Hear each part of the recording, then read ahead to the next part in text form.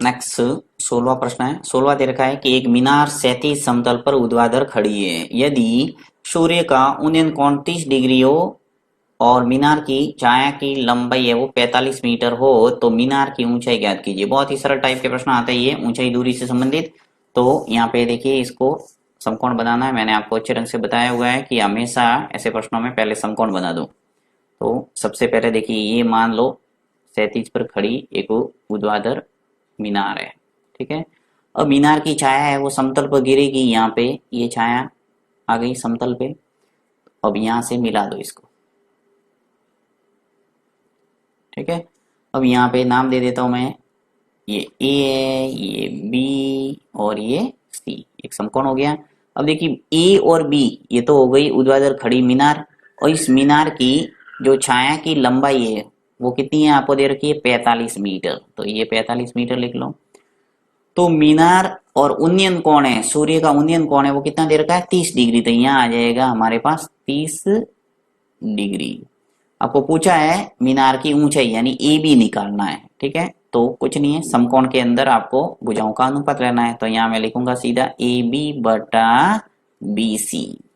A B है वो क्या है मीनार की ऊंचाई है, तो मीनार की ऊंचाई ए बी बटा बी सी लिख लिया। यानी ये आपके न्यून कोण है तो ये हो जाएगा आधार और ये हो जाएगा लंब। तो लंब बटा आधार होता क्या है टेन थीटा। तो लिखूंगा मैं टेन थीटा।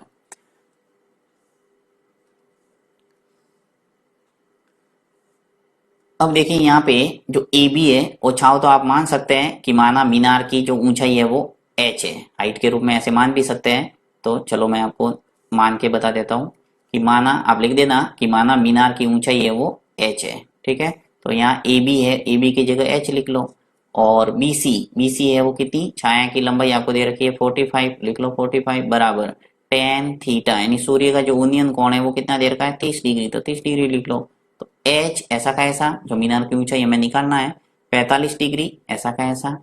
टेन थर्टी का मान टेबल से आपको लिखना पड़ेगा। तो टेन थर्टी का मान होता है 1/√3।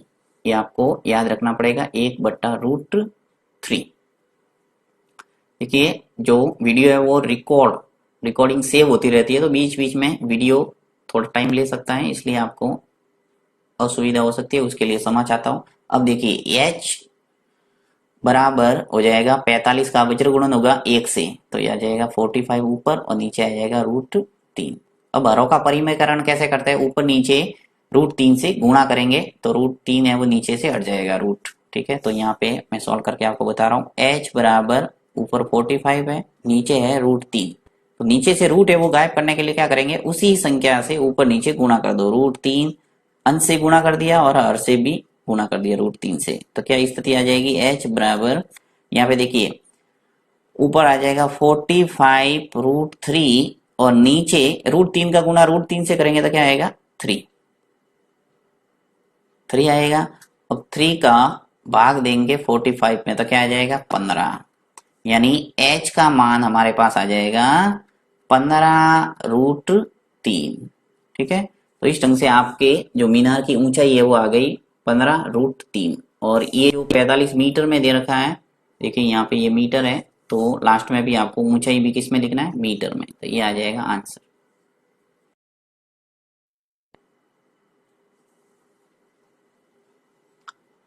नेक्स्ट 17वां प्रश्न। 17वां आपके दे रखा है कि किसी वर्त का एडी एक व्यास है और ए बी एक जीवा है।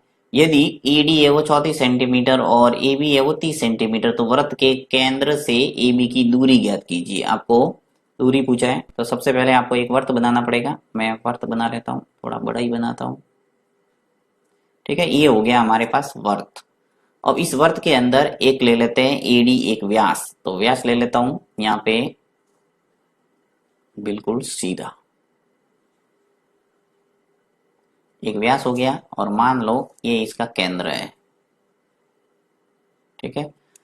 यहाँ पे नाम लिख लेता हूं, इसने बोला है कि AD है वो व्यास है, सॉरी AD है, AD एक व्यास है, इसका केंद्र मान लेते हैं O। AD व्यास हो गया, केंद्र O मान लिया। अभी क्या कह रहा है कि AB एक जीवा है, तो मैं यहाँ पे देखो A है वो ये ए रहेगा, क्योंकि ए और डी एक व्यास दे रखा है और ए से ही हमें जीवा खींचना है। तो जीवा क्या होती है, परिधि के किसी भी दो बिंदुओं को मिलाने वाली रेखा हो जाएगी क्या, जीवा। तो यहां से मैं ले लेता हूं सीधी रेखा और ये ले लेता हूं मैं ए बी, एक जीवा।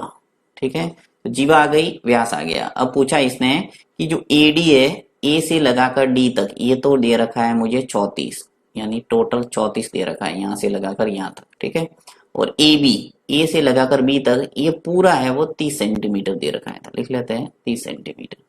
तो वृत्त के केंद्र से, ये वृत्त का केंद्र ओ है, उस केंद्र से ए बी की दूरी ज्ञात कीजिए। ये जो ए बी जीवा है, ये ए बी जीवा उस ओ से कितना दूर है वो आपको पूछा है। तो स्ट्रेट जो दूरी है वो निकालना पड़ेगा, बिल्कुल सीधी, यहां से ये।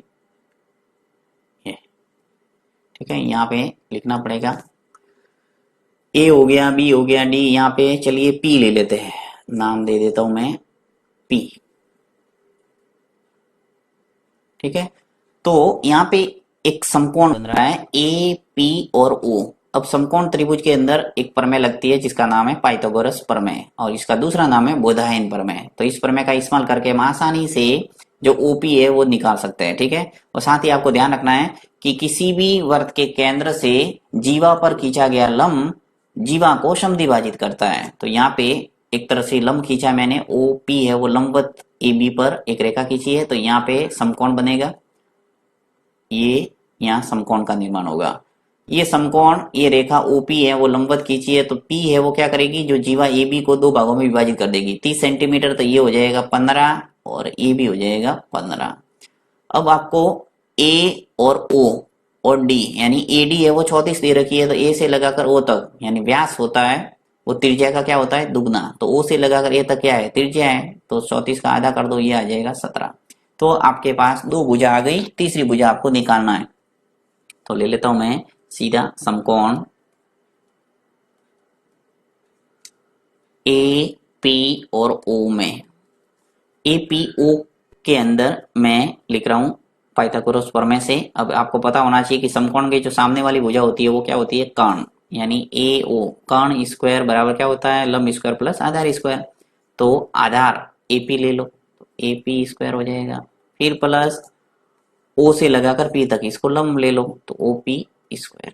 ठीक है, तो ए ओ है वो 17 है, तो 17 का वर्ग कर दो, फिर बराबर एपी है वो 15 है, तो 15 का वर्ग कर दो, प्लस ओपी आपको पूछा है, यानी केंद्र से जीवा की दूरी, तो ओपी स्क्वायर ऐसा का ऐसा। अब 17 का वर्ग करो, या फिर मैं ऐसे दूसरा आपको तरीका बता रहा हूं। देखिए 17 का वर्ग करेंगे और ये 15 का वर्ग है वो पक्षांतर कर दो, तो 15 का वर्ग। सरल जल्दी करने का तरीका है ओपी स्क्वायर। अब देखिए यहाँ पे एक फॉर्मूला लग रहा है, कौन सा, ए स्क्वायर माइनस बी स्क्वायर। तो क्या होता है, ए प्लस बी और ए माइनस बी, तो एक बार जोड़ दो एक बार घटा दो, तो 17 प्लस 15 और एक बार घटा दो, 17 माइनस 15। ठीक है, बराबर हो गया ओपी स्क्वायर। सॉल्व करते हैं यहाँ, 17 और 15 मिलके कितने हो गए, 32। तो ये आ जाएगा 32, फिर इंटू दूसरे ब्रैकेट के अंदर 17 में से 15 गए तो क्या बचे 2, बराबर ओपी स्क्वायर। 32 का गुणा 2 से करेंगे तो क्या आएगा 64 बाय ओपी। अब ओपी निकालना है, इसलिए यहाँ से घात है वो उड़ाना पड़ेगा, तो घात को हटाएंगे तो आगे क्या आ जाएगा, वर्गमूल का चिन्ह, यानी 64 बराबर ओपी। अब 64 का जो वर्गमूल है वो कितना आता है 8, बराबर आ गया ओपी। तो इस ढंग से आपके या करके ऐसे लिख सकते हैं परीक्षा में कि ओपी है वो आ गया 8। ये सब सेंटीमीटर में है, देखिए 34 सेंटीमीटर और ए बी का मान भी 30 सेंटीमीटर दे रखा है, तो यहाँ पर भी आपको सेंटीमीटर लिखना है। नहीं, आगे आपके ओ से लगाकर पी तक ये दूरी कितनी आ गई हमारे पास 8 सेंटीमीटर। यह आ गया उत्तर। इस सवाल के अंदर थोड़ा लंबा करना चाहो तो आप जल्दी, 2 नंबर का प्रश्न था इसलिए मैंने थोड़ा शॉर्टकट तरीका अपनाया है। वैसे इसके अंदर काफी कुछ लिख सकते हैं कि ओ से लगा ओपी है वो एक लंब खींचा ए बी पे, और हम जानते हैं कि एक केंद्र से खींचा गया लंब जीवा को क्या करता है, समद्विभाजित करता है। तो इस ढंग से एपी बराबर पीबी और बहुत कुछ लिख सकते हैं, परंतु 2 नंबर के अंदर आपको कुछ करने का काम नहीं है, आप इजीली ऐसे करेंगे तो भी 2 नंबर पूरे मिलेंगे।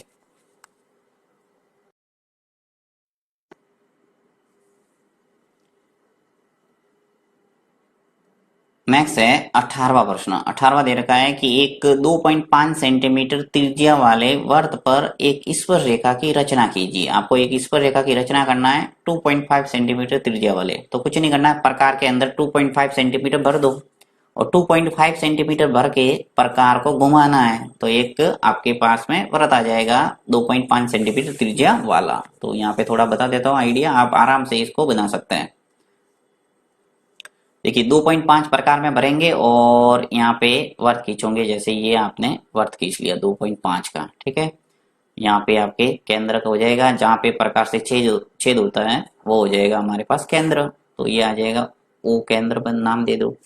अब कह रहा है कि इस वृत्त पर एक स्पर्श रेखा खींचो। तो स्पर्श रेखा खींचने के लिए क्या करना पड़ेगा, एक त्रिज्या बनानी पड़ेगी, यानी ओ से लगाकर एक परिधि का कोई भी बिंदु ले लो, यहाँ ए ले लिया मैंने, यहाँ नाम दे देता हूँ ए, यानी ओ ए एक त्रिज्या हो गई। अब क्या करना है कि जो बिंदु ए है यानी परिधि का ये बिंदु आया, इस पे आपको प्रकार रख के हल्का सा चाप को खोल के, यानी प्रकार को थोड़ा खोल के आपको क्या करना है, प्रकार को घुमाना है ऐसे, यानी एक चाप काटना है, अर्धवृत्त खींचना है, ऐसे कह सकते हो, अर्धवृत्त खींचोगे ऐसे, ठीक है। अर्धवृत्त खींच के फिर प्रकार को यहाँ लाना है, ये जो प्रतिच्छेदित पॉइंट आ रहा है यानी ओ से लगाकर ए पर जहाँ ये क्रॉस हो रहा है, ये पॉइंट आ रहा है, जहाँ मेरा माउस है वहां पे देखो, इस पॉइंट को बात कर रहा हूं मैं, इस पॉइंट पे प्रकार को रखना है। फिर प्रकार उतना का उतना रखना है जितना ये आपने अर्धवृत्त खींचा है। फिर एक छाप काटोगे यहाँ पे, जैसे एक छाप आ गया इधर, ठीक है। फिर वापस प्रकार यहाँ खिसका के लाना है और यहाँ प्रकार का नॉक रखेंगे और फिर एक छाप यहाँ खींचेंगे आगे। और अब आपको क्या करना है, ये जो बिंदु है, जैसे देखिए यहाँ पे मान लो इसको पी नाम दे देता हूँ, ये पहला पॉइंट पी पे प्रकार रखा, फिर छाप काटा, इसका नाम दे दो क्यू, फिर क्यू पे रखा और छाप काटा, इसका नाम दे दो आर, फिर आर नाम दे दिया, यहाँ पे छाप काटा, उसका बिंदु आर है। अब आपको क्या करना है, क्यू और आर इन दोनों पॉइंटों से लेते हुए दो छाप खींचने ऊपर, यानी प्रकार को यहाँ रखेंगे प्रकार का नॉक, और प्रकार उतना का उतना रखना है और छाप काटेंगे यहाँ पे एक ऐसे, फिर आर पे लाएंगे और आर पे रख के ऐसे छाप काटेंगे, यानी जहां ये प्रतिच्छेदित पॉइंट आता है इसका नाम चलो बी दे देता हूं। अब बी को ए से मिलाते हुए एक सीधी रेखा खींचनी है, जिससे आपको एक लंबवत रेखा दिखेगी और ये 90 डिग्री का कोण बनाती हुई रेखा आएगी जो कि स्पर्श रेखा होगी। तो इसको मैं आपको बता देता हूँ, ये मैंने रफ आकृति बनाई है, आपको समझना है, इस ढंग से आएगी बिल्कुल, ठीक है। ये जो यहाँ से टच होती जानी चाहिए, यानी कि ये आपके बिल्कुल स्पर्श करेगी, यहाँ पे इस वृत्त को स्पर्श करनी चाहिए ये रेखा, ठीक है। मेरी थोड़ी दूर होके गई है क्योंकि मैंने ऐसे ही आपको समझाया है।